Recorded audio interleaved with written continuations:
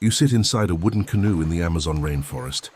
The dark river beneath you moves faster than it looks. Your family left at sunrise to fish a distant tributary. Now evening is coming, rain pounds the water and forest hides the sky.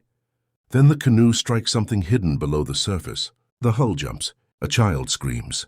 The current swings the canoe sideways and drives it against a fallen tree.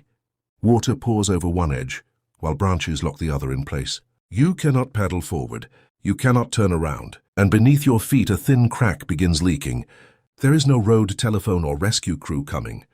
To survive, they must use only their canoe and the riverbank. So what happens next? First, understand that there is no single Amazon way of surviving. Hundreds of indigenous peoples across Amazonia keep distinct knowledge and traditions. This fictional family uses skills practiced across Amazonian river communities. And the first principle is surprisingly simple. Do not fight the river blindly. Panic makes people stand, shift their weight, and capsize. The adults tell everyone to crouch low and hold the sides. One person begins scooping water with a carved bowl. Another holds the children near the center. The most experienced paddler watches the current instead of the branches. Leaves race past one side but circle slowly near the other. That small whirl shows him where the pressure is weakest. They cannot overpower the river, but they can carefully use it. Together they move only when he speaks. One push. One shift, one breath at a time. The trapped canoe slides several inches, groans against the wood, then suddenly breaks free. But freedom does not mean safety. The crack is widening. Darkness is close, and the main current is pulling them away from familiar water. They angle toward the nearest quiet bank, not toward home. That decision may feel wrong, but traveling after dark would be worse. In flooded forest, a channel can disappear between identical walls of leaves. A submerged trunk can split the canoe completely. The family aims for an inside bend, where the current slows and roots form a rough landing.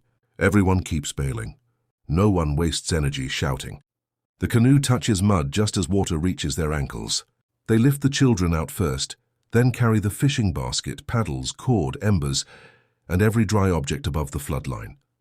The damaged canoe comes last. They do not abandon it. Here the canoe is not merely transportation. It is their route home, their container, their work platform, and tonight part of their shelter. But when they drag it onto the bank and turn it over, they discover the real problem. The crack is not small. It runs nearly the length of a hand, and the rain is getting harder. If they cannot seal it before the river rises, they may remain trapped far longer than one night. And somewhere beyond the trees, something heavy has just entered the water. The sound beyond the trees is not a jaguar or caiman. It is an entire section of riverbank collapsing into the current. Mud, roots, and a young tree disappear beneath the black water. The quiet landing is unstable. Rising water cuts beneath it. They choose firm high ground, away from cracked soil and dead branches. Solve the danger that can kill you first. The leaking canoe matters, but unstable ground could bury everyone. They tie the canoe twice to a living tree. They raise the overturned hull on forked sticks. The canoe that nearly sank them becomes the spine of their shelter. Overlapping palm leaves shed rain away from a raised sleeping platform. It is cramped, but cramped means shared warmth. Rainforest cold arrives through wet skin, wind, exhaustion, and lost body heat. The children sit in the center, while adults block the wind. One smoldering ember survives inside a tightly wrapped bark bundle. They carefully nest it in dry fiber and blow gently. Smoke appears, then a weak orange glow. They find branches sheltered beneath trunks and dense leaves.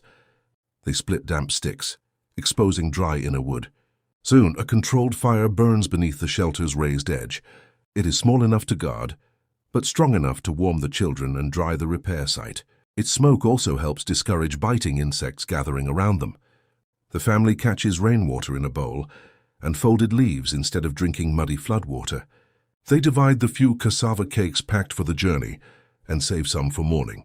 Hunger is uncomfortable, but finishing every bite tonight could create a worse problem tomorrow. Only after everyone is sheltered does the canoe repair begin. First, they scrape mud and loose splinters away from the crack. Then they press the sides together and bind the hull with strong forest vine. Vines and aerial roots serve as cordage in many Amazonian technologies, although materials and methods differ among peoples. The binding stops the split from spreading, but it cannot stop water alone. For that, they need something that seals. Some Amazonian canoe-building traditions including Kokama Omagua practice, have used copal pitch to caulk cracks in wooden hulls. This family carries a hardened piece because careful travelers prepare for leaks before leaving home. They warm the pitch beside the fire until it softens. They never place it directly in the flame, where it could ignite. The softened pitch is pressed deep into the cleaned split. A thin bark patch covers it, followed by another sealing layer. The repair is rough, but survival repairs do not need to look beautiful. They need to remain flexible, resist water, and hold until home. While the pitch cools, one adult cuts a straight pole that could replace a lost paddle. Another pushes a stick into the mud exactly where the river reaches. An hour later, water stands 2 finger widths above the mark. The river is still rising. That changes their plan again. They cannot remain on this shrinking bank for several days.